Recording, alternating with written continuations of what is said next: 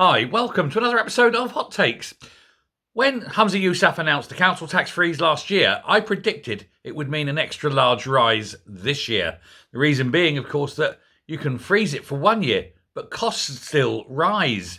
And the following year, not getting that money from the government means they're going to have to go and get that money from the people. So effectively, there was no council tax freeze. It was merely that the rise has been delayed for a year and added to this year's rise as well, resulting in a 17% rise. At least that's what's thinking that's going to be the average rise this year.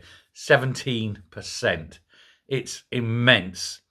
However, Katie Hagman of COSLA, the umbrella body for the local authorities in Scotland, has said that that may not be enough and that they want to have unlimited rises going forward. They don't want them to be limited by diktat or by policy. They want the councils to be able to set a council tax of what they say it should be. So effectively, they could double it overnight and you'd be powerless to stop it. I mean, you could vote them out next time you get a vote for them. But until then, you've got to pay this council tax. It's horrendously bad. But it goes to show how all the money that the councils should have had, the business rates and things like that, that were given to councils but were then withheld by the SNP and spent on other things, it's all coming back to haunt them. This is because the SNP lobbied for the money to go to them and not to go to councils. They hate the idea of these councils having money that they can spend directly, because often they'll spend it on the things that the council wants to spend it on, not what the SNP wants to spend it on.